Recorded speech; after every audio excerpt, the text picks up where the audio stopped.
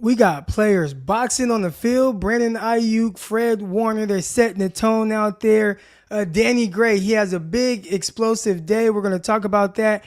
And I got a little nugget about Trey Lance's mechanics and what they worked on at QB3, Tom House, all that good stuff. We're going to dive into the details of that and more right here on the San Francisco 49ers Morning Show. Let's go.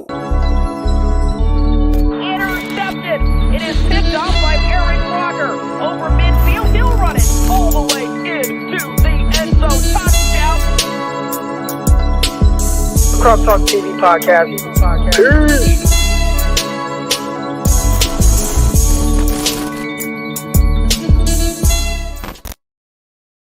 Welcome to another episode of the San Francisco 49ers Morning Show. I am your host, former NFL and AFL defensive back, Eric Crocker. And as always, make sure that y'all to tune into everything that I got going on. Locked on 49ers with myself and Brian Peacock. We come at you 5 days a week. Locked on NFL Draft. Same thing with my co-host, Ryan Tracy, diving into a lot of the draft prospects, starting to get into the nitty-gritty on all that stuff. Good stuff going to the Underdog Fantasy. Underdog Fantasy, download the app. Or go to underdogfantasy.com. Use promo code Crocky if you're into over-unders, wagering, props, player props, all that good stuff, parlaying it, making you some money. For real. Underdog Fantasy, right there. That is the site for you. That's the app for you. Go make you some money. They also got fantasy stuff, baseball, football, basketball, all that good stuff. And we're going to be diving into a lot of that in the coming weeks. But y'all know why we're here, man. We're here to talk about some San Francisco 49ers.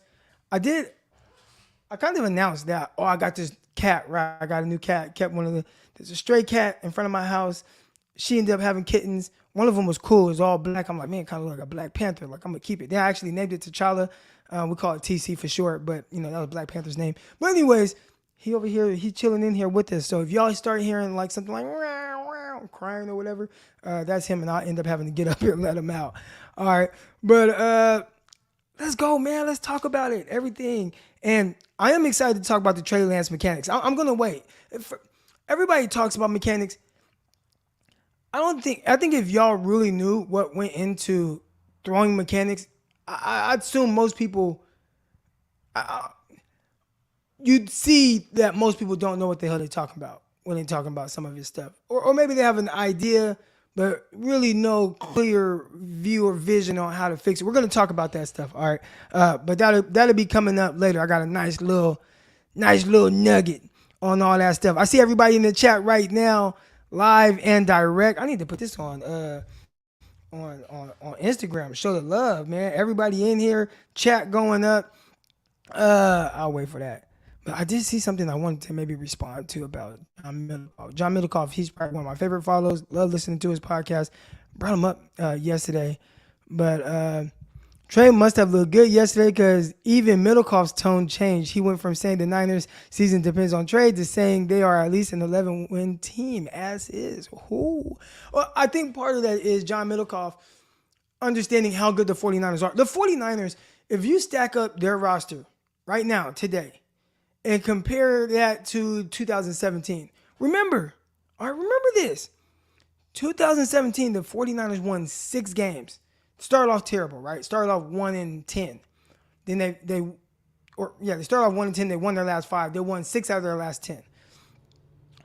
The 49ers also, in that season, that they won 6 games, lost at one point 5 straight games by 3 or less points. So they were, I know the quarterback situation and stuff like that, but like a couple of players away. And I think those couple of players, they are definitely on this team now, right? Like when you add guys like Debo, Bosa, Warner, like they just got ass kickers all across this entire roster, right? So when you look at it from that standpoint, a 6-1 team that lost 5 straight games by 3 or less points at one time or another, and you just look at, like, even remove the quarterback position, but just like add more talent to that team, how many more games does that team win? So when you look at the roster now, I could see how someone could come to the conclusion that, especially with that extra game, this team could win 11 games because it's loaded. I mean, look who the 49ers were depending on to win games for them in 2017. Your best receiver was Pierre Garçon. He played half the year. Kendrick Bourne as a rookie had to play way more. Trent Taylor, they had him as well. Young George Kittle, who you could see him starting to come into his own, but he wasn't definitely George Kittle that we saw the following years. The offensive line, they had to reshape that. Remember the running backs, man. I mean, it was Carlos Hyde. Matt Breda was cutting into Hyde's reps, and Hyde almost had 1,000 yards, but Marquise Goodwin was your number one receiver, and I think you had to use him in a way that maybe you didn't quite want to. He was still productive, just shy of 1,000 yards receiving. But if you look at that roster and how they were able to squeak out 6 wins, and again, at one point lose 5 straight games by 3 or less points, and you look at this roster now that they have, I could see how someone would say, even as long as Trey Lance is just serviceable, this is an 11-win team because it's so good. So not to say that John Middlecoff's tone has changed. I think he understands, hey, you need like for the expectations of the San Francisco 49ers, you need your quarterback to be good. And it's the expectations for this team, even with Trey Lance or whoever's that quarterback, it's not even just win 11 games. It's like, can you go to the NFC Championship game, which is tough. I mean, you look at some of the teams the 49ers have beat on the way. I mean, multiple times they beat the Green Bay Packers. I know it's like, oh, the 49ers, they have the Packers number. But that's typical. That's a good team. Like, that is a good, like, that just shows how hard it is to get there because you run into a team that might just be able to overpower you a little bit in different ways. Not whether it's passing game, whatever, right? But that just shows, like, it's hard to get there. Tom Brady had one of his better seasons last year. And it didn't matter. I think he broke a record for like passing attempts. Like Tom Brady went crazy. They lost in the divisional round. It's just so hard to go far. And it's crazy because the 49ers, the expectations of the Niners are so high. And it's like, damn, yeah, I know they went to the NFC Championship game. This was a team that was down 17-0 in a must win doesn't even do it justice with how big of a game that was. It's like, if you don't win this game, you're not in the playoffs. And you were down 17-0. And that team ended up knocking off teams and going to the NFC Championship game. A Cowboys team that was super high-powered and they got all these weapons and quarterbacks. We don't care about that because we got good defense, we got good players, we got good coaches. Go to Green Bay in the frigid cold. It sucks the way that season ended, but it was kind of an underrated little journey. It was an underrated little journey. But anyways, yeah, I think that's kind of what Middlecoff is alluding to. Like, this is a really good football team. Dreadhead David, appreciate the contribution, dog. Croc, bang, gang. Yes, go. Let's go. Bang, bang. Let's go. All right, y'all. Let's get into some of these topics. I know y'all want to talk about it. Fred Warner, Brandon Aiyuk, they square off. Not once, not twice. I'm just kidding. It's only twice. But I want to kind of dive into that a little bit. As someone like me that can be turned up, you know what I'm saying? And as I get into my older years, I'm definitely not as turned up as I was when I was younger playing football. Like I used to do some wild stuff that I know would irritate people, and whether it was in practice, whether it was in games, like I was going to test the waters a little bit. I'd choke you. I mean, I'd be dirty. I mean, I would do all kind of wild stuff, right? Slam a dude on his neck, practice. I was chippy, like I'm gonna talk trash. Like there's been a couple times I've had to square up with teammates in practice. So as someone who, I don't even want to say I was setting the tone, I was just turned up. All right, I was just turned up. Young Crocky was turned up, dreads and all, right? When I watched Fred Warner's just turned up to the max. And I think even more turned up than I was. And he's the big dog, right? Like he is the alpha of all alphas. Fred Warner in the middle linebacker, he's this big 6'4", 235-pound linebacker, and he knows like what his presence is. And clearly he's opposing that on opposing teams as well as his teammates. And I heard what he said a couple weeks ago or so. I done picked out Brandon Aiyuk because I want him to be the best version of himself that he can be. And Aiyuk, not knowing Aiyuk, I've never had a conversation with Brandon Aiyuk, but I just listen to everything that people say about him. And he's very quiet, very reserved. So when Aiyuk kind of responded to what Fred Warner said, and the media asked Aiyuk about it, he was like, yeah, man, Fred Warner's he's annoying. And I think everybody just took it as kind of like this playful back and forth.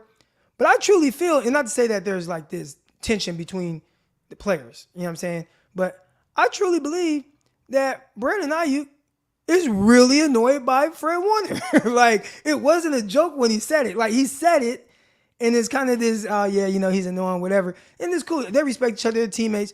But he probably truly does feel like Fred Warner is hella annoying. Like, if you were to, just give him some, what they call it, truth serum or whatever, and you were like, hey, Brandon Aiyuk, how do you really feel about Fred Warner? He'd probably tell you he's annoying, and he means it.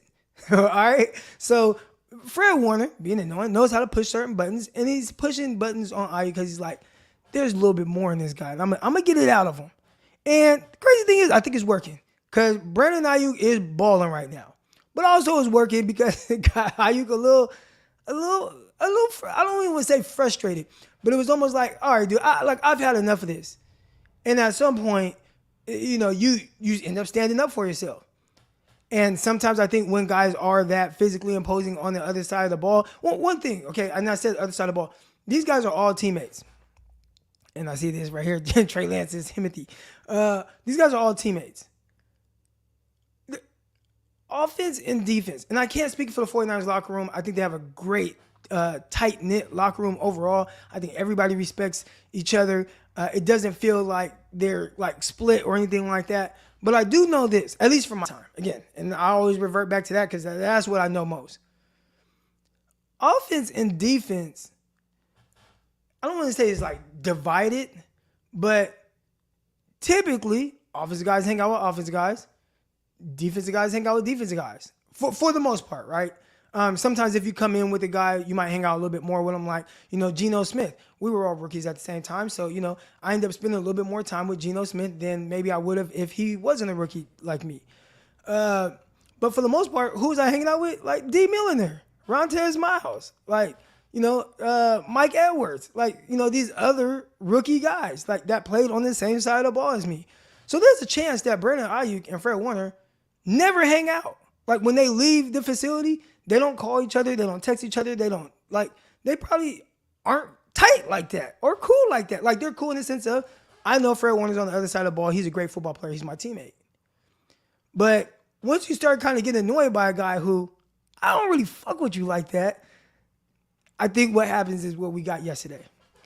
And what we got yesterday was that Aiyuk kind of hitting that boiling point of, all right, enough of this annoying ass dude. And he took off. And he meant that. Like he meant that. Whatever he did, like he meant that. And then not just once, but for them to come back, they circled back and Fred Warner blasted a receiver, Johnson, last name Johnson, blasted him. Boom, gets up, flex, because he's the big dog out there, right? And Aiyuk comes sprinting in, runs full speed, straight into Fred Warner, and then another melee happens. That's real frustration. That's not, or I don't even want to say frustrated. That's just, I've had enough. That's real, like I've had enough. And not to say that they probably dropped it and they don't care about it anymore. And I heard Brandon Aiyuk's comments about, like, just setting the tone. It's training camp. We getting it popping out here, cracking, whatever. But he meant that. Like, when he ran into him or he squared off with him, like, he meant that. He's truly annoyed by Fred Warner. And I like it because, again, I believe that so far with Brandon Aiyuk, we just had this conversation about, what are the expectations for Aiyuk? Heading into this year. And I compared it to where he was drafted, being a higher draft pick the very next year to Deebo Samuel. In my opinion, that meant that they, in their heads, envisioned a higher usage than Deebo Samuel. Clearly, Deebo just ended up going off, and we didn't get that. But I believe that's what they were expecting. And I had not thought that we saw up until kind of these last few days, we saw that version of Aiyuk. Well, I think Aiyuk is letting you know I'm here. I'm here.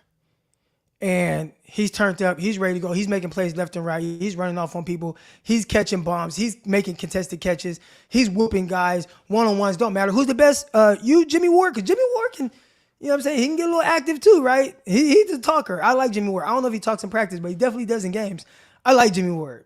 And we hear him on the Instagram Live like, that's really Jimmy. I know that's him. All right? Without knowing him. But it's like, yeah, I want you, Jimmy Ward. Like, I feel like I'm the best. There is a scenario where, not to pin these guys against each other, but Brandon Aiyuk thinks I'm better than Deebo Samuel. I just need the targets and to show it. And he's calling out the big dogs on defense. Fred Warner, I'm coming for you. Fred Warner, you hit my teammate, I'm coming for you. Fred Warner, you're hella annoying, I'm coming for you. Jimmy Ward, you want this work? Line up right here. Dunked on. Jimmy Ward, you want this work again? You're the best on defense. You're the best in the secondary, Jimmy. Oh, you want this work? Run off on you. Jimmy Ward was barely in the frame. Shout out to that ball, moon ball by my guy, Trey Lance. But I say all that to say, and again, I see Croc, is Aiyuk turning into wide receiver 1? Deebo Samuel is your best player on offense. So everything, in my opinion, has to go through Deebo. But again, I see where this is going with Brandon Aiyuk. And I like it. And I hope he sustains this. I hope he continues to stack whatever it is that's going through his mind right now, whether it was Fred Warner that helped him get there, or I'm just turned up to the max and it's go time. It's my third year. I'm ready to go. Third year, I'm ready to go. Oh, I see that money Deebo got. Need that. Right? Was that $58 million? Need that. Guaranteed? Need it. Right? He's turned up. And he knows next year he could be in line for a big payday. Now, with how they do work right now, it feels like Nick Bosa, they're not really worried about his contract. They'll maybe wait till next year because obviously they can kind of utilize that fifth-year option. So we'll see when Brandon Aiyuk ends up getting paid. But Deebo, you got that? I need that. And he's turned up. And I love it. And I love it. Shout out to everybody in the chat right now. Over 300 of y'all. Only 15 minutes in. Hit the like button. Hit the subscribe button. It's San Francisco 49ers Morning Show. This evening I have Tracy Sandler coming back on. So if y'all tune in, 5 p.m. Pacific, Tracy Sandler is going to talk about everything going on. And maybe we'll talk about this as well, this dynamic between Aiyuk and Warner. Again, I don't want to make it more than what it is, but just looking at it, like, you don't got to be tight like that because you're on the same team. I know that. I know that much. Croc, you about to be wrong on Aiyuk like you miscalculated on Jamar Chase. Man, if you don't stop it, I guess I don't want to say miscalculated because that's not necessarily what I do. I guess that's not what I do. I just analyze things. So, for example, we're talking about Danny Gray. I did an in-depth breakdown, and that's the next topic anyways. But I did an in-depth breakdown, film evaluation on Danny Gray. And I'm showing everybody, like, over multiple games, this is who Danny Gray is. Like, not highlights, because remember, and I try to give you guys the best film evals that I possibly can. And when I'm evaluating it, I present the film to you. And I just talk about what I'm seeing. Why is this happening? Why is this stuff not happening? Where does this guy excel at? And I'm just going off of the college film. Now, the one thing that I don't know a lot of times, especially with guys that aren't high draft picks, who they are as a person, their work ethic, who they training with, working on different things to get better, etc. But I 100%, I can evaluate where a guy is. I know what I'm looking at. I understand, like, okay, how does this work at the next level, etc. Like, I know that. And when I was looking at Jamar Chase, and I'm going to tie this into Danny Gray, but I was looking at Jamar Chase, and it was very clear. It was clear and it was interesting. I thought Jamar Chase loses the same way he wins. And to me, that was very interesting. He wins with physicality, and he loses with physicality. And I thought, with as many games as I watched on him and as many prospects as I've seen, I thought for any big-time prospect, I thought Chase lost reps more than a lot of other guys that I've seen, the top guys. But he definitely had, and people probably won't look at this way, but when you call people like kind of a one-trick pony or whatever, he was elite in the vertical game. Elite. He might not get off press clean. He might not whoop guys in route. There's separation, stuff like that wasn't quite there. But vertically, he was elite. And at the catch point, he was elite. I don't think I've seen anyone better at the catch point than Jamar Chase. And he did that to, amazing season as a sophomore at LSU. And I noted that. I noted where I'm like, will this be an issue at the NFL level, right? And not in the sense of, oh, he just can't do it. Like, y'all never hear me say that type of stuff, right? I'll never come on here and be like, hey, this guy can't do this because, it's just like, hey, man, like, these are things that he needs to add to his game. And if he does those things, then he should be solid. Well, when it came to Jamar Chase, his one trick was elite. And I remember saying, like, at the NFL level, it'd be nice for him to go to a quarterback who trusts him and is going to throw it out there regardless. Well, he went to his college quarterback. And I think that definitely helped because he doesn't create a ton of separation, but at the catch point, he does, and then he makes the catch. But you got to trust it, all right? Because I don't think you're going to just truly see him just open. And then he uses that 4.3 speed, and he's just outrunning everybody, right? Crazy. So we see him do that at the highest level. Now, as it pertains to Danny Gray, and I try to identify, like, where are these guys' strengths? Like, what are their strengths? What are their weaknesses? What do they excel at? How does that translate to the next level? I'm watching Danny Gray, and I know that he's fast because by the time I really watched him, I knew the combine time. He was a guy I watched at the Senior Bowl. I thought there were several other receivers I would have taken over him that were just at the Senior Bowl. All right. But I'm watching this game, and I'm just like, I know he's fast, but without watching highlights, you don't really see his speed show up. And one of the things I look at is, how is a guy making the how is a guy not wrong? Because I don't try to be right, Gammon. I don't try to be right. Like, I don't be like, hey, I'm right and you're wrong. I just say, hey, this is what I see, and we'll see how it translates to the next level. I like Jamar Chase. All right. But Danny Gray. I watched Danny Gray, and I'm like, like, I know he's fast, but he doesn't really use the threat of his speed. And I'm showing the film, and I'm going play by play, like a bunch of plays. It's probably like 60 plays or something. And I'm like, you don't really see the threat of his speed. Now, I've seen some of the clips people post, and I know, man, once he catches the ball, like, he can get up out of there, right? He's fast. But I'm just like, man, en route, I don't see the separation. I'm looking at the cornerbacks. They don't look like they're in a panic, even with Jamar Chase.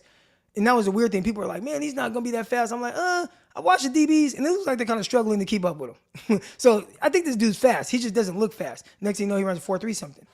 Same thing with Danny Gray, but the way they were guarding him, it was like, I call it dick to hip, so lower hip, right? I'm like, these dudes are guarding him lower hip. You guard guys that are like 4.5s, guys that like, I can run with this guy. I'm going to guard him lower hip. I'm not going to be in a rush to get upfield. And I'm watching him, I'm like, Danny Gray has to learn to use the threat of his speed. And once he can move guys off the line of scrimmage, really move guys off the line of scrimmage, and learn to use the threat of his speed in route, he can be a really good receiver. Now, if he can just win vertically, awesome. It is a little bit harder at the NFL level. Well, it hasn't been very hard against Ambry Thomas because he was cooking his ass yesterday, right? And I'm waiting to see that from Danny Gray. So that's awesome. Again, I want to see him reach his full potential. It makes the 49ers better. And that would be awesome. That would be awesome. I think that now I just need, can you do it again? That was a great practice yesterday. I think that was him maybe potentially setting himself up to get more reps. I can't wait to watch and see him. I'll be out there Fridays practice and Saturdays practice. I can't wait to watch these guys. I'm dialed in on the receivers and DBs. And Danny Gray is going to be a guy where I just see, can he stack those practices together? Because if he can, it makes the 49ers so much more dangerous. Because you have a true speedster. Clearly, Brandon Aiyuk's like, I can win vertically. All right. Debo can. Not sure that's his game, but he definitely can. I watched him do it a bunch at South Carolina. Danny Gray, if the 49ers are going to reach their full potential, what they potentially can be with these weapons, if he can just even win go routes like he did yesterday, and a couple of them were like contested catches. If he can do that, 49ers are cooking. So, great job by Danny Gray having that big day. And a big part of that is, just having the confidence. Like what that does to his confidence, winning those reps. I saw Grant Cohn's report on him the other day where it's like, hey, man, he like can't beat press, can't get off press, getting jammed up. I saw several people, but Cohn went a little bit more in depth on it and was just saying, like, hasn't been great. And it's like, damn, those some things I saw in college. I hope he improves on it. And then he has a big day yesterday. So that's awesome. That is awesome. Imagine a 4.3 receiver cooking a 4.3 DB. All 4.3s are not the same. Chief Crackcock, I wouldn't use the word cooking because it was a contested catch, right? Like it's not like what he did on that pass down the left sideline, he cooked somebody. I don't know who it is. I have to look at the play. But I know the first one, if you're talking about Ambry Thomas, because Ambry Thomas ran in the 4.3s, that was a contested catch. Like Ambry Thomas challenged him at the catch point. They jumped up together, and Gray did an amazing job of coming down with the ball.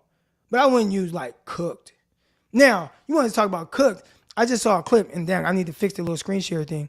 But I just saw a clip of 4-2, look at my DMs real quick. Eric Stokes, who runs a 4-2. And see, this I got to fix my little screen share thing, y'all. But anyways, Eric Stokes, who runs a 4-2, just got like completely outran by Romeo Dubs. I mean, and I'm watching it right now, just whoops him off the line. Yeah, I mean, he just runs by him. Like that's more cooked. Now, it is one-on-ones. Maybe I can see if I can share that. Somebody said, man, fix that screen share. I know. I don't want to like waste too much time doing it. But here's the link. So if you want to kind of see that play, click that link right there. But that's like getting ran off on. Ambry Thomas ran stride for stride with Danny Gray. Danny Gray did an amazing job at the catch point. And that's good. Like, because, okay, you got speed. Can you make the tough physical catches? That's a plus. That's another, in my little crocky checklist, that's another plus. So good job, Danny Gray. Now, stack that day up with another good day today, right? Go out there, do it again, continue to kind of build that confidence. And the more confidence you build within yourself and you're out there making plays, I can guarantee you the more confidence you are building with your coaching staff, how they feel about you, and ultimately wanting to put you out there on the field. See everybody in chat. Almost 400 of y'all in here right now. Hit the like button, hit the subscribe button, all that good stuff. It's the San Francisco 49ers Morning Show. And here we go. Last thing I want to talk about. And that is the last thing, right? And then we'll get into bringing everybody on. Trey Lance and his mechanics. So we hear a whole lot about throwing mechanics, all this stuff, right? And I don't really listen to other people online unless it's like legitimately a QB guru. So there's a lot of things that I don't really make a big fuss about. When people were talking about his release before and balls getting batted down, I didn't ask some Twitter person. I went to JT O'Sullivan. He played the quarterback position. He trains quarterbacks. He watches the film. And I like his breakdowns a lot. And I think he gives great analysis on, what to worry about, what not to worry about, how things can potentially hinder somebody. And I asked JT O'Sullivan when Trey Lance had a bunch of balls batted down against Arizona. I said, hey, JT, you see any issues with Trey Lance's throwing motion? He said, no issues with throwing motion. I'm like, all right, damn. You know what I'm saying? And a lot of what he talked about with Trey Lance was his lower body, his feet, kind of going up and down. It can move the target. It can make you inaccurate, right? Another guy I talk to all the time, and y'all know my guy, Greg Pinelli. I have him on the show. Greg is a master of the biomechanics of throwing the football. He is great. Now, I know some of the people might hate him because he likes Jimmy Garoppolo. He likes a lot of the things. And he's not against Trey Lance at all. But there's a lot of things that I think QB guys respect about Jimmy with the way he's able to snap balls off, different things he's able to do well. So you hear kind of a different appreciation for Jimmy Garoppolo and things he's able to do from quarterback guys as opposed to maybe a fan base and people just kind of like,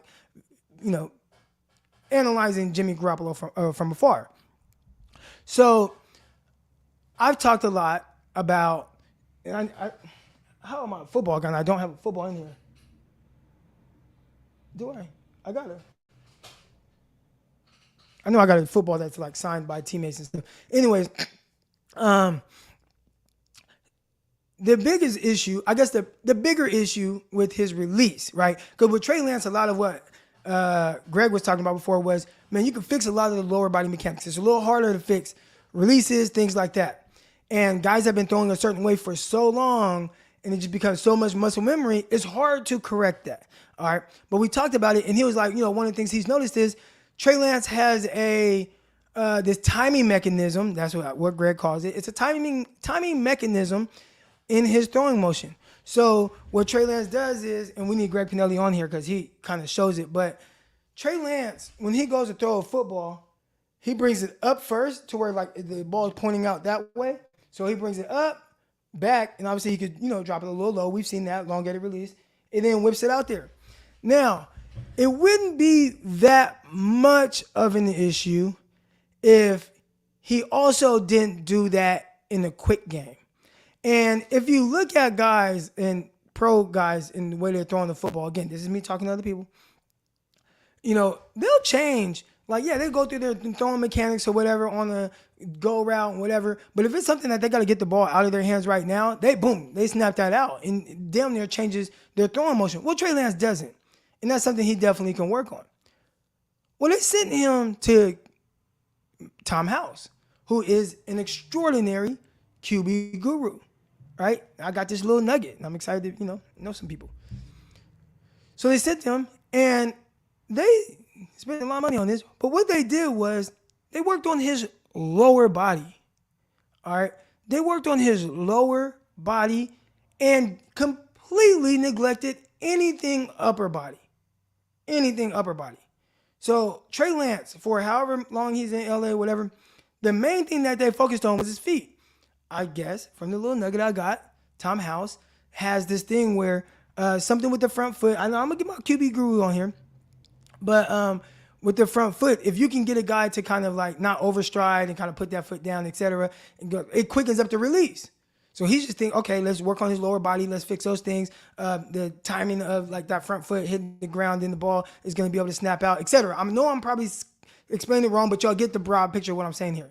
Well, with Trey Lance, it's a little difficult for it to just quicken up his release as much because it's a little longer. And it wouldn't be that much of an issue if not for, he does those same things on quick game.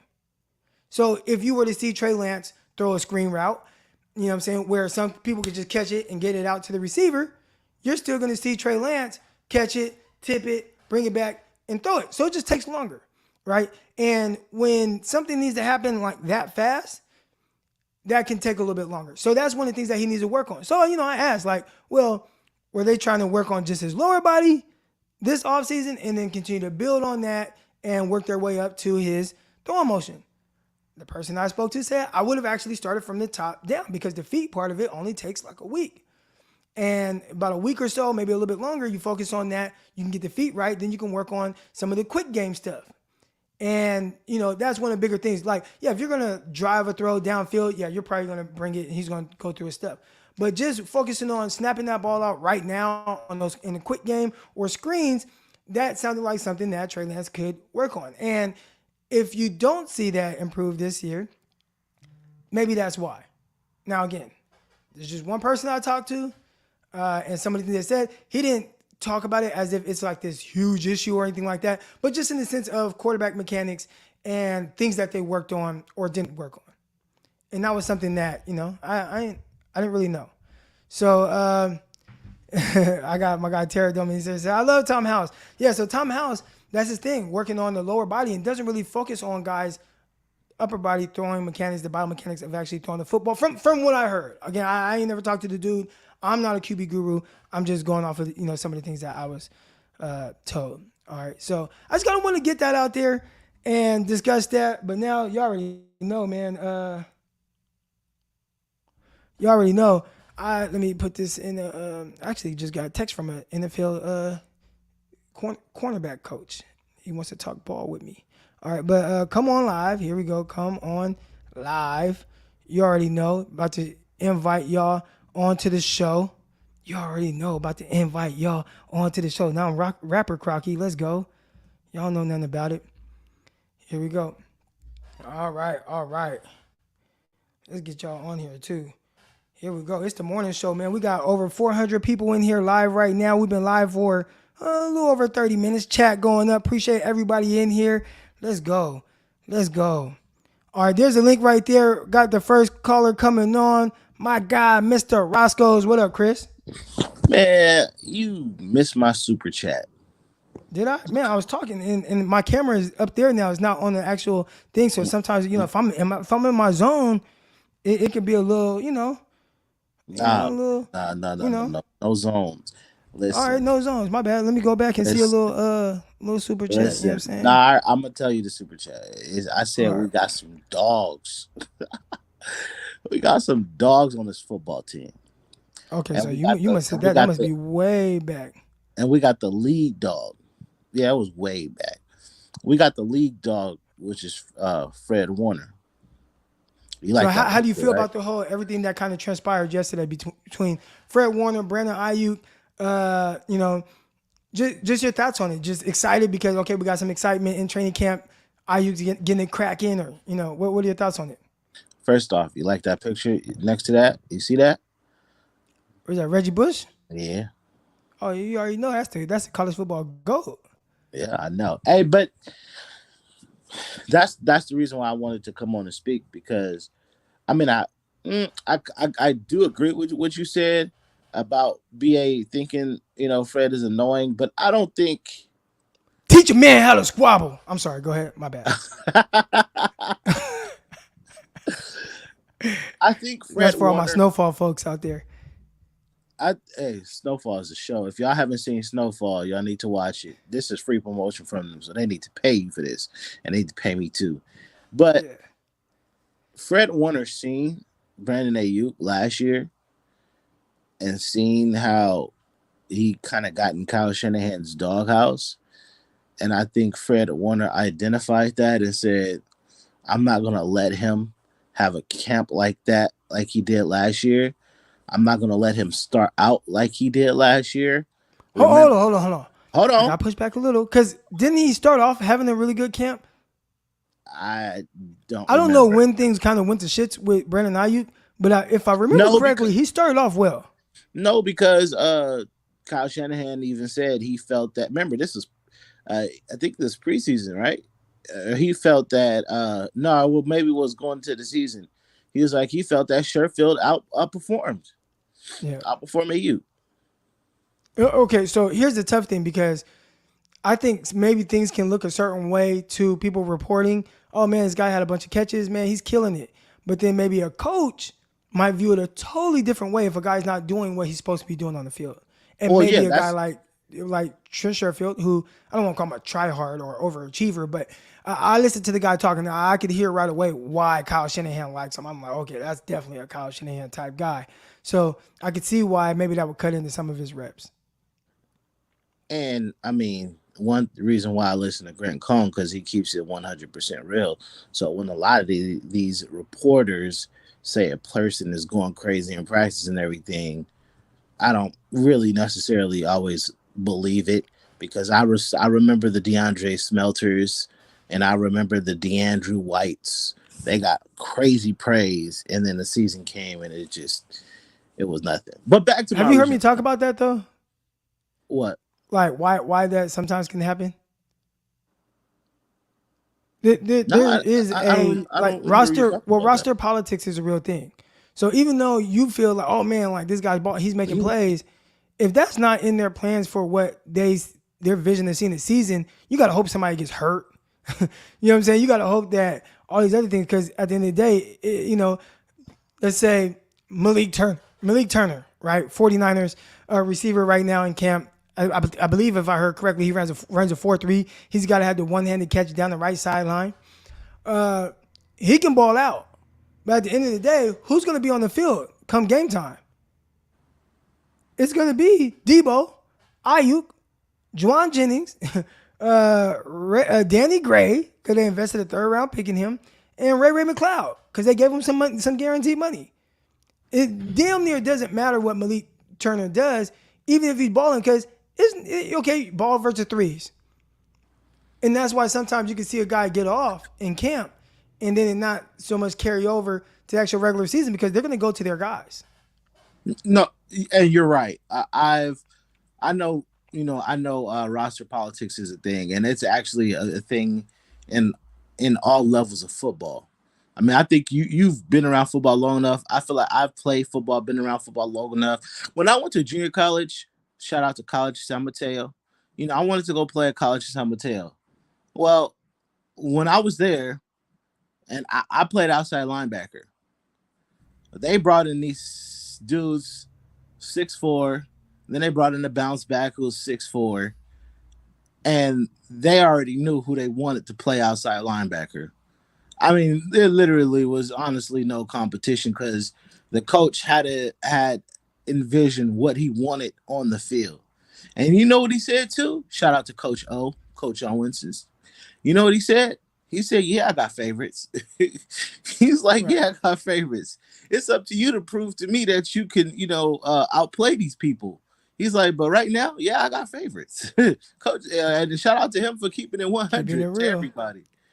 But back to my main point though, I think it's just Fred Warner being an amazing leader, and where he says, "I'm not gonna let Brandon Aiyuk have a start to the season that he had last year." So I see potential, and when you see potential in somebody, and not all people do this, but when you see a potential in somebody, and you want to bring out that potential, you're gonna have to do what you got to do to get it out of them. And sometimes you're gonna be like, look, I'm willing to risk being a cool homie with you. I'm willing to risk being best buddies with you, but I see something in you that I'm willing for you to hate me, that I bring that out of you. And I like it. I think Fred Warner identified Brandon Ayuk and said, I see potential in you. And however I feel like I have to get it out, he's going to get it out. And this is Fred Warner showing his leadership. And what's crazy is I remember last year they had to hold Fred Warner back because he was out here blasting folks. But yesterday I really enjoyed hearing that he literally and I asked several people. I made sure to text and ask several people exactly like, did Fred Warner really blast Johnson? They said that man lowered his shoulder and obliterated him, and that's And he knew what he was my doing. I think he knew. I think he knew what that was gonna start exactly, and that's why. because I mean he already got into it with Ayuk prior to blowing up. I believe it's Marcus Johnson. Yeah, and look, Fred Warner said, I wanted to wake this team up. He's a tone setter, and I, not everybody's middle linebacker is like that, but middle linebackers are usually known to be the crazy guys on the team. And Fred Warner, just like you said in the beginning, is a turn type of dude, but I think this was an intentional type of turn, and he was intentional in his actions, and he's intentional with Brandon Ayuk.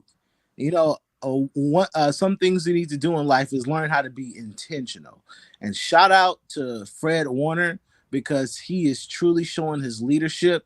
And then shout out to this football team because these practice like that are the reasons why we can go in to a Dallas and bully them. Even though they could talk the talk and say we bully the bullies, look, you could do all the talking you want because you better really come and bully a bully.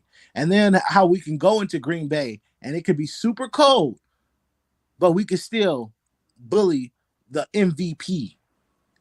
This is those practices like that build character for the deep playoff runs, for when your team is what that was 19 games we played in the season, so I'm excited, man.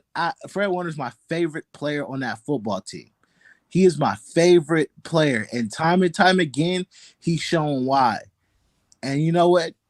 He's a dog, and he got a bunch of other people that's willing to follow him to the alley, and I love it. I I'm love gonna it. get off here and cry because I am beyond excited. Football technically is back tomorrow because I think we got a Thursday night game, so I'm antsy. I can't wait to see the team play. Shout out to Danny Gray. Shout out to Trey Lance. We got our quarterback. I think this is going to be a special season. But guess what? That defense is going to lead us. And like I put in one of my, graphics, we follow our leaders, and Fred Warner is our leader. Have a great one, Croc. All right, you too. Shout out to my guy, Mr. Roscoe's. I'm gonna leave this super chat up here right here because he's right, man. 49ers, they got some dogs. I'm gonna hear what my guy Terradome has to say about that. What's up, Terradome, man? Good morning. Good morning to you. Good morning. How am I coming in my 5x5? Amen. Oh man, you are good. You are good. Amen. Amen. Croc, I first want to just initialize by saying, man, the passing of the great Bill Russell. what an incredible cat he was. I would have his jersey on my wall back here, but as as fate would have it, I didn't have a place. I got Kobe, both of Kobe jerseys here, Jordan, and the great Jerry Rice from Crawford, Mississippi. I didn't put Bills up yet because he was born February 12th. I'm a February 10th guy. But as a leader, as a communicator, as everything you could ever want, I want to acknowledge and stop for a minute. Bill Russell rules. This, when I Oh, wrote my book, nice. it's in the spirit. I quoted Bill Russell because as a leader, and I don't want to make this bipolar in any sense, but as a black man in the United States, um, to endure some of the obstacles and the things we come up with, racism and some of the things that we endure, Bill Russell found a way to not only be efficient, not only be pertinent, but to thrive and survive in the moments. And I want to shout out to you as well as a couple of your cohorts, Dion and Wayne Breezy. You you're surviving and you're thriving with a degree of excellence that God anointed you to do. And it can get a little hard sometimes. You can feel some kind of way. And in the spirit of Bill Russell, remember he had to endure a little bit more than we may have had to do. You know what I mean? Yes, sir. Um, we were talking about iron sharpening iron, and I'm a big defensive guy. I played linebacker down at Chowan College and Virginia Union University. I played safety a little bit in JUCO, as well as I played all the positions coming up in football. And I want the dogs. I want the dogs loose. I always want intensity at this time of the year. It's hot. You tired of beating on each other. You get mad. You want to establish yourself as this or that. So, Brandon Aiyuk and the great Fred Warner, y'all go at it. Y'all have at it, but leave it on the field. Let there be no animosity after we leave this field. We're going to get it on and we're going to be nasty. But after we leave this field, it's going to be all right, man. Hey, we'll split a beer. We'll do something else. We still teammates at the end of this. And when the Minnesota Vikings, I think they're up in a couple of weeks. Yep. We going to put it on them. We going to put Yep. it on. Trey Lance, the great Leo Tolstoy, who wrote War and Peace, says the greatest two warriors are patience and time. Patience and time.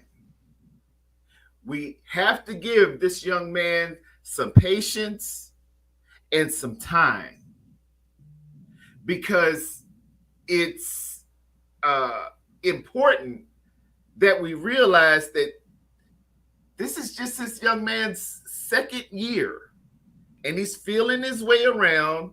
He's trying to get his feet straight. He's trying to settle in. The reason why, and I don't want to call ourselves Jimmy haters, but the reason why we had so much exception with Jimmy is because, Dad, Jimmy, you sat behind the GOAT for 4 years. You've been in this system for another few years, and you still making the same mistakes over and over again. You don't have to judge Trey Lance right now on where he is right now as opposed to where Jimmy G was last year. You got to take it back because God was the same yesterday, today, and forever. You have to take it back to Jimmy G's second year. You have to take it back to anybody's second year in the game. And if we do that, I see a young man with work ethic. I see a young man with the skills. I see a young man who's learned under Jimmy G and given everything that he's got to give. And I see a young man with some talent to get out of situations and make it pertinent and make it good and make it to the betterment of the San Francisco 49ers. Because as the great Jim Harbaugh say, first is the team. Second is the team. Thirdly, it's the team. Lastly, I'll address my cornerbacks because I love the secondary. The secondary is primary, my brother. The secondary is always primary. It's good for D'Amico Ryan to be able to look out and see some dogs on one side of the formation being Mosley and another side being Trevarius Ward. We talked a lot about the secondary last season and trying to cover up for some of their mistakes. And I thought overall they played well considering, the circumstances, but it definitely feels good to feel like you're going into the season much comfortable with what you have on the outside. Yes, sir. And it boy, you have to put yourself in the mind of a defensive coordinator. Boy, you can act up when you got some cornerbacks that can cover one-on-one. I can dial up that marble coverage. I can dial up man one cover. I can dial up cover one man under. I can dial up cover zero. I can dial up a whole bunch of different things. And I know our philosophy and conventional wisdom tells us if you got a good pass rush, you can do everything. But boy, you got to cover these receivers who are making very good money. Shout out to Debo Samuels, got your loot. And shout out to the great Tory Dandy for orchestrating these young men getting their loots. But receivers make a lot of money, and you've got to cover them in the moment of big games to provide the fact to get the sacks and the hurries. You've got to cover. You got to plaster when these receivers, these are big time athletes, man, running unquestionable and insane. Hey, Croc, man, I think my best time might have been 4.69. Can you imagine running a 4.29 40? I mean, what must be nice. Does that look like? Do you get downhill? Do you you know what I mean? Yeah. These guys, if you ever wanted to feel like a DB, go out and try to cover a young man, play basketball with somebody about 18 to 22 years old and keep them from scoring on a one-on-one. That's what it's like to play defensive back. I've been there. Croc has been there. And y'all talking about who garbage and who ain't. Stop a young man at 18 to 22 years old playing one-on-one basketball and make sure he gets no points. And you've successfully been a defensive back. All right, man. I'm going to get to the next caller, Terradome. I appreciate you calling in. Blessings and anointings to you, young man. You're doing great things. I love you, man. All right, you have a good one. All right. All right, shout out to my guy, Terradome. Next up, he touched on one thing real quick before I get into the next caller. And I wanted to definitely talk about this because someone, I don't want to say they called me out on Instagram, but it kind of called me out, kind of used some choice words. But I typically keep it kind of civil. I try to be cool about everything. One thing I have noticed is when talking here live, as much as I do, at some point, there are definitely going to be people that disagree, and I'm definitely fine with that. And also, when you talk a lot, and then you're talking about a bunch of different things, sometimes you can forget to go into every single detail of a situation. You kind of talk about something, and and I guess it sometimes can come off as if you are dogging a person. So I want to make this very clear. I do not dislike Jimmy Garoppolo. I really like and appreciate everything Jimmy Garoppolo did for the 49ers. I believe that Jimmy Garoppolo had to battle through a bunch of different adversity at different times. And there was times where the play wasn't great, whether it was because of injuries to the receiver group or whatever the case is. And there were times where he played lights out. I think we know who Jimmy Garoppolo is and isn't.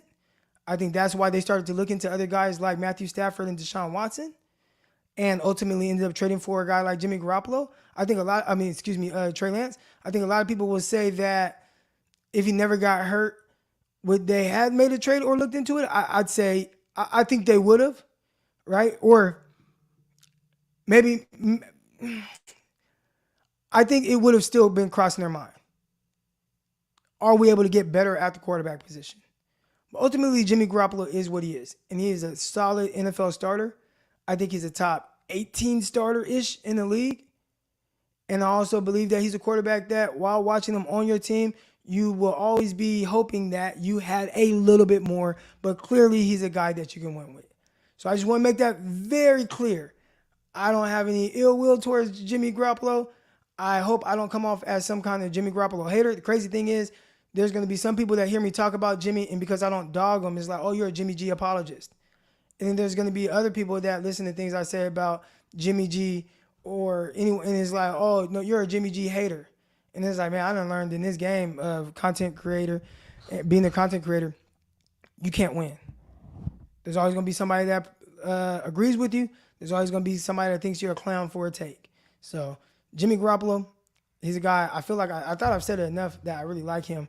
But I guess if, you leave out certain little things or whatever, then it's going to come off as if, oh, you're a Jimmy G hater. Or you're always trying to, and I actually hate when people do this. You're trying to bring down Jimmy to prop up Trey Lance. No. My thing is to talk about how everybody goes through ups and downs. Everybody. And I don't think I have to tear down Jimmy. We all know what Jimmy is and isn't. But Jimmy went through his things, and he was allowed the opportunity to go through it. And Trey Lance will go through his things and give him the opportunity. I don't think that's tearing down either guy. All right, here we go. Look at the chat now. Yeah. Appreciate everybody's in the chat right now. Here we go. We got Papa Dragon coming on. Papa Dragon, good morning. Good morning. What's up, man? How are you doing? Good. How are you? Oh, man, I'm chilling. Having a great morning. I want to disagree with one of your comments. You said you can't win. Brother, every day you get up and you do this, you won. Because 99% of us won't do it. So, trust me, you're going to have your haters. We both know that. Everybody I don't want to call them haters, though. I just think sometimes people hear something and they can disagree with the take. And I do think sometimes the way they kind of go about it is, the minute they take your words and they say, oh, well, you're just a hater, they're the ones hating. They're the ones. If you listen to if you would just listen to what Eric Crocker says, he has not one day in here said, I don't like Jimmy Garoppolo. I wish they'd just get rid of him. I wish they'd cut him. You've never said that. You called it like you saw it right down the middle. And the other thing that you do that's very good is that you don't make up a story. So a lot of these writers who aren't even at practice that says that they talked about arm fatigue, they talked about mechanics, they talked about all these things. None of it's true because none of these people are at practice. Oh, someone inside the organization told me. They just make up stuff. They just do because it's just there's a way to get clicks. Trey Lance is a way to get clicks right now. He is definitely an anomaly. Jimmy Garoppolo is polarizing to the fans, but you talk about a fan base that had Steve Young and then we had Joe Montana. A lot of people forget about Jeff Garcia, but he was a baller. He went to like 4 straight Pro Bowls.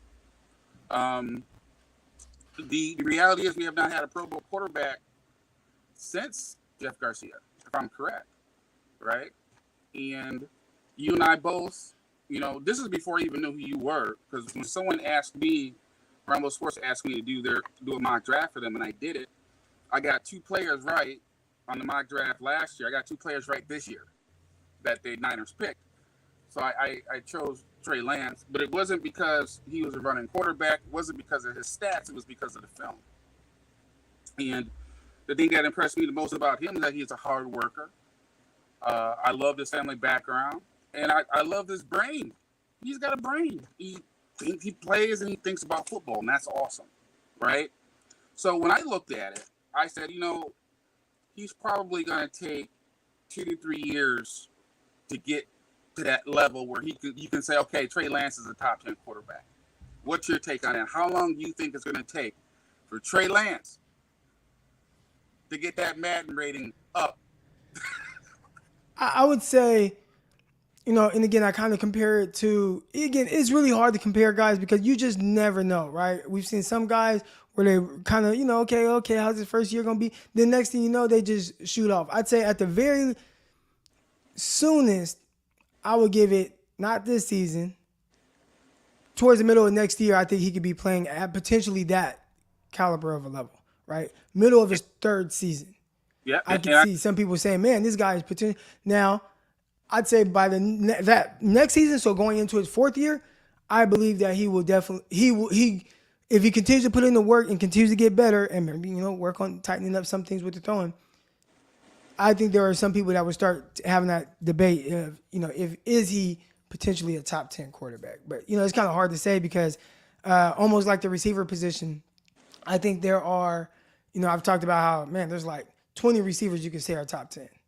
Right. And I said the quarterback position, you wouldn't go that far, but I'd say there's probably about 13 to 14 quarterbacks you could say are potentially top 10. It's a little clearer at quarterback position, but I'd say Trey Lance starts to fight towards that by the middle of his 3rd season. Exactly. And I totally believe that Jimmy G is a top 32 quarterback. He's somewhere in the top 32 professional quarterbacks in the world today, which means that I would probably guess if he didn't make certain bad judgments, if he probably played better in the playoffs, and more importantly, if he didn't have the injury history, yeah, he probably would be on a team right now. But you have to take that into consideration when you look at him. But that's just the truth. He's coming off of an injury right now, and he couldn't be traded. I know people are saying, cut him, let me go cut him. Well, there's a reason you don't cut him, right? Because you cut them, the Seahawks, they like to build their team off of our table scraps. So, how many players have we let go and then they've picked up and then they've actually turned them into players or Pro Bowlers? It's happened too many times. And I'm not saying that that's what's going to happen. All I'm saying is that, it's clear that the organization has moved on from Jimmy. He's been cleared for full practice with no restrictions. Okay. And, according to Miles Simmons on PFT. So, it is what it is. But as far as Trey goes, I think a lot of things that people are trying to break down is, like you said, they are not quarterback gurus. They might be Madden gurus, but you and I both know that playing speed and time speed are 2 different things. Because what did Richard Sherman run? What did he run? 4.6? 4.57-ish. He was best cornerback in the league for like 4 or 5 straight years. Okay. You say 4.7? That's pretty slow. No, I said 4.57, like 4, in 5, that area. Yeah, 4.57. Patrick Mahomes, a lot of people don't know this, but Patrick Mahomes runs a 4.8. He ran a 4.8 combine. Right, he definitely plays faster than that. Yeah, that's what I'm saying. There's a playing speed. Some people live up to it. Some people exceed it. I think Talanoa Hufanga, I picked him at the end of the 3rd round of my mock draft. I thought that he looked like one of the fastest players on the field in college, and he's looked pretty good so far to me there. So yeah, overall I think the criticism is too soon and is too fast because we still don't know. We're at 6 practices and things like that. So people need to they need to be careful of getting too excited about some of the stuff he does and then getting too low on the statistics. You know what I'm saying? You got to let this play out And, he's in a good situation for it to play out, provided we can get some good blocking at the offensive line. As long as we can run the ball, Trey Lance should have a pretty solid year because he can play action fake like it's nobody's business. I think he probably play action fakes better than Jimmy does. So, in my opinion, I think this is probably going to be one of the first years that Kyle can actually run his offense the way that he wants to run his offense, as far as like not having to make and tailor script certain things out of the shotgun. I think he can do a wide variety of things this year. So, that being said, Croc, I mean, man, that's all I got as far as. All right, I appreciate you, Papa Dragon. I'm gonna get the next caller on. Yes, sir. All right. Hey, hit that like and subscribe button. Yeah, hit the like and subscribe button. All right, appreciate it. Oh, here we go. Hold on. Here we go. Real quick, I wanted to read the super chat. It says, "Sowing on good ground, Lord bless to continue to anoint Eric Crocker. His heart is pure, and his intention and information are meant to give uplifting and informing, or to be uplifting and informing." Yeah, so I mean, I just try to call it how I see it. I appreciate the kind words, Terradome. I just try to call it how I see it. That's all. And again, I told you, like, you could sit down with 3 different people, and you'll hear 3 different perspectives. And I just try to give my perspective from a coaching or a player standpoint the best way that I can, based off a lot of my experiences and things I've been around, and just how I see the game. And I think some people appreciate that. I hope, I just like talking ball. I learn as much from y'all as, hopefully y'all learn from me. So appreciate everybody that contributes to the show. Here we go. What players have the Seahawks turned into Pro Bowlers? What players have the Seahawks turned into Pro Bowlers? Are you talking about like just in general? Because for a year they had a stretch of guys that, or are you saying like a guy that wasn't a Pro Bowler and then he went to Seattle and he turned into a Pro Bowler? Are you saying that, or just guys that they drafted and ended up having Pro Bowlers? Because they had a nice little stretch for a minute. I'd say probably Bennett, right? Bennett on the defensive line. He started off with Tampa Bay, went to the Seahawks. Same coach in the sense of Pete Carroll, and killed it. I'm pretty sure he was a Pro Bowler. I'm trying to think of somebody else that went from another team to Seattle and turned into a Pro Bowler. That's pretty tough. But they drafted and developed a lot of Pro Bowlers over between like 2011 to 2016. Here we go. Back in the chat. Croc, did you just yawn with your mouth closed? I do sometimes. I wake up really early. I've been waking up at 4 a.m. to go work out. So sometimes it starts kicking in, and I got about 10 minutes before I gotta get out of here. So we're going to get, because I got to train some athletes. So let's get Gammon on first. Gammon, what's up, man? Good morning. Not too much. Good morning. So to answer that last question, who was the corner that we had, and then we tried to like stash him on like IR or something like that, and then he was like a cornerback, and he went to the Seahawks. Now I don't think he was he was a Pro Bowler, but when he went over there, I was like, dang it, I really wish we weren't trying to gamble with him at all. Okay, so former 49ers probably talking about, well, I don't think he ended up being a Pro Bowler, but definitely DJ Reed got paid. Yes, he's a guy that went from 49ers. They picked him up off the little list. He signed with Seattle. He played outside corner, made him some good money, and now a $33 million corner defensive back for the New York Jets.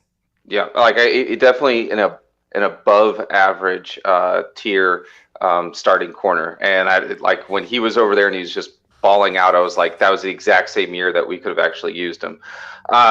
So I just always starting off, like and hit the like and subscribe button. Shout out to Niner by Nature 88. We're over here, we're just fans, but that man is like a whole ass air conditioner with how big his fandom is. And then it's great seeing, the older gents like Terradome and Papa Dragon out here. They're talking about, you being uplifting. But I feel like those two guys are uplifting. I feel like they're the kind of guys who'd be like, check your posture, young man, and that sort of thing. Sit up straight. Like it's awesome. It's awesome having those guys on, because I definitely feel a little bit wiser after they come on. One of the things I kind of wanted to talk about or address is that 2 things. Number one, and this is going to be quick. So people are, talking about like, hey, now that Danny Gray had one good practice, is Juwan Jennings hasn't had the best practices, is Juwan Jennings' spot in jeopardy? And to that, I'm going to say no, because where the offense at least on the offensive side, where it starts and where it ends is with running the football. Okay. And this is kind of one of the big reasons why I was picking Jordan Mason over someone like Hasty, because you need to have that duality in your game if you want to stay on the field in Kyle Shanahan's system. That's great if you can run routes and do all these things, but you need to be able to run block. If you can't run block, you'll be there maybe on certain situations, but not all three downs. What makes Juwan Jennings so good, and where in the role that he kind of replaced with Kendrick Bourne, and why he gets compared a lot to Kendrick Bourne, is his third down conversion ability. And I don't know if Danny Gray's is there quite just yet. And when we're thinking about the strengths and the weaknesses in Trey Lance's game right now, one of the big things that everyone is kind of focused on is his third down. Can he convert third downs at a high rate? And that's my big, I'm not saying worry, but that's probably one of the most important parts of the development of Trey Lance, being efficient on third downs. Right. And when you have Jennings out there, you don't know if let's say it's a 3rd and 3, you don't know if Juwan Jennings is going to be, do a little, if he's going to catch it for that quick third down conversion. You don't know if he's going to block for someone like Price or Sermon or Mason or Elijah Mitchell, right? You don't know also too if he's going to block and pick up a smaller slot corner. So in that way, then Lance can pick up those 3 yards. He's doing that. He's doing the closed mouth yawning thing again. Like I said, I'll be up early, then it don't stop until 9 p.m. I lay down. Well, and I think a lot of people also too don't realize like how tough what you're doing right now is, and you're doing a lot of shows kind of like back to back like this. I'm surprised, like, you do this like almost every single day, and sometimes you'll be fitting in like three shows in one day. I'm like, man, I know that's got to be taxing on your body. I do morning show, and then this evening I have Locked On 49ers. I have my evening show because I'm going to have Tracy Sandler on, and then I have Locked On the NFL Draft Show. So is that 4 shows? And then sometimes like I'll have like a radio hit in between, and all kind of, and then meetings for different like sponsors and stuff like that. So and then as well as train my athletes. Yeah, and that's crazy. That's an all over mental physical workout right there. But just to kind of conclude on Jennings, and I'm going to hop on to JC Tretter, because that seems to be the thing that is kind of picking up a lot of steam. The last thing I'm going to say is, when looking at Kyle Shanahan, the reason also too why I say Jennings is, even if he doesn't have the best camp, he's going to have a leg up on Gray, is because you look at history wise, when he didn't have huge slot receivers in Atlanta, he ran I think it's like the 1-3, right? So it's 1 wide receiver, 3 tight end sets. I think that's he how did have Muhammad Sanu. He was kind of a big slot. He did, and that's what he tends to favor. But otherwise, though, in the league, he ran the most 3 tight end sets in the league when he was with the Falcons, and that's because a lot of times your slot corner isn't going to be as big, right, as that. And when you look at Jennings, he doesn't have the speed to be like a burner, like an outside corner, but he's big and physical, almost enough to the point of like, gosh, you could see him 5, 6, 7 years from now, maybe trying to transition to more of like that tight end role. But basically, long story short, is that he has the size, the blocking ability, and the nastiness to really get in there and stand somebody up. I could see him pinching off an outside linebacker or defensive end a lot better than I could Gray. Anyways, kind of moving on to you. Hold on, I know you wanted to get to Tretter. We're not gonna be able to do it today because I got to get to the next 2 callers, and then because I got about 5 minutes before I gotta leave. So. Gotcha. All right, thank you. All right, appreciate you. All right, here we go. Swan song. You gotta usually I want to let you just go. Okay, but... so I got you. So I'll finish Gammon's JC Tretter. See, I don't know where he was gonna go with this, but so there's 2 teams that we know, or 3 teams that we know that absolutely need a center, right? Or should think about a center, right? Tampa Bay Bucks, right? The 49ers and the Minnesota Vikings, right? Minnesota Vikings is interesting because, all the fan base in the offseason was wanting a new center. They said, get JC Tretter, kind of like how 49 fans have been doing it, right? Kwesi, the GM for the Minnesota Vikings, has just came from Cleveland, right? So if they're not biting on J.C. Treader, the Bucs haven't bit on J.C. Treader after losing Ryan Jensen, and then the Niners haven't done it. Maybe he's just not good. Yeah, well, no, maybe he's just injured, right? Like, or because he didn't practice all year, right? He is good. Like he was like ranked the 7th best center in the league last year. He played every game last year, but he never practiced. So yeah, that might work in Cleveland where, he's been on the team for, 5-6 years or whatever and has played with all the players on the line. But how's that going to work with, say, the 49ers when you have a rookie QB, you have a first-year starter at left guard, you might have another rookie at right guard? Like, how's that going to work? How are you supposed to gel with your whole team if you can't practice? So, I mean, I just want – I know everyone brings up J.C. Treader, but, I mean, I would love for them to improve at center. But, I mean, you just got to read between the lines here, But, yeah, so anyways, and I'll finish with this. Man, what's crazy is that I think someone could write a book like a sociology book on the fandom behind Jimmy G, because it does not make sense to me at all. I mean, yeah. I get it. I can say the things why I think it is. It might have. Why do you think it is? I think it has to do with, there was a period of time where there was a drought, right? So you have some of the fan base that have seen just trash quarterback after trash quarterback, and Jimmy comes in, he has that New England shine, right? He's good looking, and he started off hot, and the 49ers had nothing. So it's easy for people, like if you're in the desert, you haven't had water for a while, or you're hungry, you know what I mean? Anything that you have is gonna taste great. But at the end of the day, guys, and this is what older fans have been trying to say, is that you can't stick with a mediocre quarterback, for as long as we have already, right? Like it's just you try to move on, and plus on top of that, the injury concern and stuff like that, and they make it seem that Jimmy's like he's Joe Montana 2.0. Like, I mean, yeah, it's been fun going. It was fun to go to that Super Bowl. It was fun to be in the NFC Championship game. And we all know Jimmy didn't lead that. Jimmy was a part of it. He didn't lead it. We all know that, right?